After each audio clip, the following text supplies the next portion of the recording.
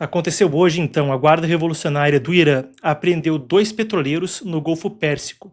A divulgação foi feita pela televisão estatal iraniana. O regime afirma que esses navios transportavam cerca de 1 milhão de litros de combustível contrabandeado.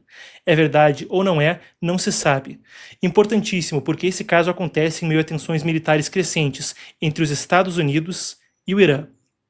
Não se sabe, como disse, de onde eram os navios, mas fato é que 15 tripulantes, 15 estrangeiros foram detidos. E houve casos anteriores, por exemplo, a Coreia do Sul em 2021, onde esse tipo de coisa foi utilizado como alavancagem em negociações. E isso acontece logo antes de negociações que estão marcadas para sexta-feira, amanhã, na hora em que a gente está transmitindo isso, no Omã. Um cenário complexo que a gente vai desdobrar agora em detalhes. Então, como eu disse, não foram divulgadas as bandeiras nem a nacionalidade dessas embarcações. Aqui a gente tem uma sonora do comandante iraniano à TV estatal, então dizendo o que aconteceu e divulgando o episódio.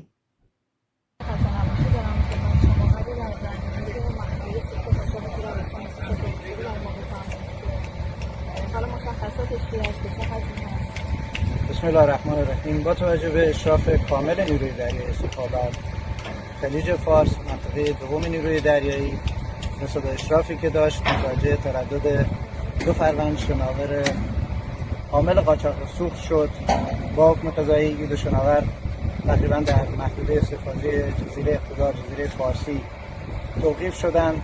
با حکم قضایی به بوشهر منتقل شد و مقدار بیش از 1 میلیون لیتر سوخت قاچاق از نوع گازوئیل تحویل شرکت ملی پخش پالایش شد. در این راستا 15 نفر خدمه خارجی این 2 فروند دستگیر شدند و جهت سیر مراحل قضایی همکنون در اختیار محاکم قضایی است. Muito bem, a gente ouviu aí a fala então.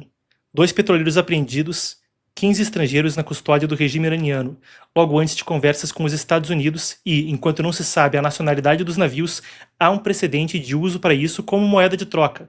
Em 2021, com a Coreia do Sul, um petroleiro sul-coreano foi apreendido e utilizado como moeda de troca para que a Coreia do Sul descongelasse fundos do Irã que estavam travados lá no país asiático devido às sanções dos Estados Unidos. Isso vem depois de incidentes onde ontem, ou melhor dizendo, terça-feira, um porta-aviões americano lançou um caça F-35 para abater um drone iraniano que ia rumo ao porta-aviões. E ao mesmo tempo, um petroleiro americano foi abordado por barcos iranianos, ignorou uma ameaça de que eles iriam embarcar e depois foi escoltado pela Marinha dos Estados Unidos. Esse é o contexto logo antes dessa reunião que acontece amanhã. Ele é conturbado, mas acrescenta-se a isso ameaças que aconteceram hoje. A gente tem as seguintes informações, vamos desdobrar o instante a instante. O porta-voz do exército iraniano, general Mohammad Akraminia, vendo se eu pronunciei corretamente, afirmou que as bases militares americanas na região são vulneráveis e que o país está pronto para qualquer cenário de guerra, alertando que o Irã integrou 1.000 drones estratégicos às forças armadas e modernizou sistemas de defesa. Ele ainda falou que o acesso às instalações dos Estados Unidos na região é facilitado. Para além disso, a gente tem Zergami, ex-chefe de organização de transmissão estatal do Irã, e ex-ministro ameaçando os americanos. Vamos uma por vez. A gente tem aqui então, a gente deve ter a fala do general, melhor dizendo, porta-voz do exército iraniano, Mohammad Akraminia. Vamos conferir. امروز هم تنها کاری که به ذهنشون رسیده اینه که با این ناوشون بازی کنن، از یه جایی حرکت بدن به یه جایی دیگه بیان. من مطمئنم که تنگه هرمز قتلگاه اینا خواهد بود، جهنم اینا خواهد بود. ایران نشون خواهد داد که تنگه هرمز متعلق به ایران در طول تاریخ. تمام اهدافشون در دسترس ماست. اینها باید موقعی بترسونن که اون کشور جرأت عملیات نداشته باشه. مثل همه این کشورهایی که دور و بر ما بهشون حمله شد هیچ کاری نکردن، اما فهمیدن که ایران میتونه جواب بده و جواب محکم بده. موشک‌های ما، پهپادهای ما، توان نیروی دریایی ما توانمندی نظامیمون خیلی بالاست و نیروهای مسلح ما متخصصن، کارآزمودن و آمادگی دارن که کوچکترین حرکت تهدیدآمیز امریکا رو جواب بدن. بنابراین این آخرین کاری که کردن حتما پاسخ خواهند گرفت. Bom, melhor dizendo então, eu tinha falado que esse era o porta-voz, esse é melhor dizendo ex-chefe da Organização de Transmissão Estatal do Irã e ex-ministro. Mas é o que ele fala então, o Estreito de Hormuz será um campo de morte e um inferno para os americanos. O Irã mostrará que o Estreito de Hormuz pertenceu historicamente ao Irã. Tá aí então as falas dele. Enquanto existe essa escalada de tensão, no Mar Arábico, a coisa continua muito delicada. A gente fala agora sobre as conversas que devem acontecer amanhã e passamos pelos detalhes sobre isso, porque vocês vão lembrar, ontem, aqui nesse programa, havia um momento quando a gente foi ao ar onde as conversas estariam em colapso, com autoridades americanas falando sobre um possível cancelamento. Depois se confirmou que elas devem de fato acontecer. Então, diante desse cenário que a gente acaba de descrever, qual é o estado das conversas que devem acontecer amanhã entre Washington e Teherã, entre os Estados Unidos e o Irã? É o seguinte, depois de um anúncio de possível cancelamento, cresce agora a expectativa de que a reunião entre os dois países de fato aconteça. A emissora israelense Canal 12 confirmou que os enviados americanos Steve Witkoff e Jared Kushner, que é genro de Trump também, vão se reunir com o ministro das Relações Exteriores do Irã, Abbas Araghchi. Segundo a Axios também, a gente tem aqui até a reportagem da Axios, creio eu, Washington teria voltado atrás depois da pressão de líderes árabes e aceitado as exigências do regime iraniano. Aí tem a questão na mudança dos lugares que veio à tona. Ia ser em Istambul, na Turquia, por pedido dos Estados Unidos, agora deve ser no Omã, a pedido do Irã. O Irã pediu uma pauta única, restringir a reunião só ao programa nuclear do Irã. Os Estados Unidos falavam, nada disso, a gente tem que conversar sobre financiamento a terrorismo e sobre mísseis de longa distância que podem atingir Israel. Isso era parte do debate, vai ou não vai, cancela ou não cancela. Resultado, foi para Omã, não vai ser na Turquia. Entretanto, a pauta ainda segue sendo motivo de tensão. Nesse instante, a gente teve também fala do presidente americano Donald Trump, que ontem mesmo falou a respeito disso numa entrevista com a NBC. Vamos conferir o que ele disse quando perguntado a respeito do Irã. Should the supreme leader in Iran be worried right now? I would say he should be very worried, yeah, he should be. As you know, they're negotiating with us. I know they are, but the protesters have said, you know, where are the Americans? You promised them we would have their back. Do we still have their back? Well, we've had their back, and look, that country's a mess right now because of us. We went in, we wiped out their nuclear. So that's the question. If we wipe them we out, have peace in the Middle East. Yeah. If I didn't take out their nuclear, think of it. If we didn't take out that nuclear, we wouldn't have peace in the Middle East because the Arab countries could have never done that. They were very, very afraid of Iran. Yeah. E aí ele comentou também a respeito do programa nuclear do país em outros dos trechos que a gente destaca da entrevista de Trump de ontem à noite. What's the deal about? I mean, if there's no more, are they trying to restart the nuclear program? Well, I heard that they are, and if they do, and I let them know, if they do, we're going to send them right back and do their job again. So your understanding is they tried to restart it, and that's why you're threatening force? They tried to go back to the site. They weren't even able to get near it. There was total obliteration. But they were thinking about starting a new site in a different part of the country.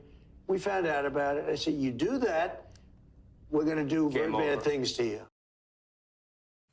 Enquanto isso, aqui do meu lado você vê um time-lapse, uma rotina severada do porta-aviões USS Abraham Lincoln, aquele mesmo que está a cerca de 500 quilômetros do Irã agora, em posição de ataque, capaz de agir. Como eu falei, recapitulando, nas tensões que houve antes das que a gente descreveu hoje com esse petroleiro e com o vai não vai das conversas, a gente viu um caça F-35 disparar desse mesmo navio aqui do lado e abater um drone iraniano que ia agressivamente em direção ao porta-aviões. O Stena Imperative, um petroleiro americano, também foi ameaçado por barcos do Irã e depois escoltado por um navio da Marinha Americana. Segundo o Institute for the Study of War, ISS, um dos mais respeitados think tanks americanos, aquela escolha do Stena Imperative, daquele petroleiro americano, não foi à toa. Ele já havia antes sido terceirizado pela Marinha dos Estados Unidos. Já tinha antes suprido combustível para a Marinha Americana. Por isso tinha também um gesto simbólico. Agora, a gente tem mais algumas informações que a nossa apuração traz à tona. Segundo avaliações das forças de segurança de Israel, os Houthis, grupo terrorista do Iêmen, estaria preparado para atacar Israel e navios de guerra americanos, caso houvesse um avanço militar dos Estados Unidos contra o Irã. Para isso, a gente precisa entender um pouco de contexto. Primeiro, vou completar aqui a informação.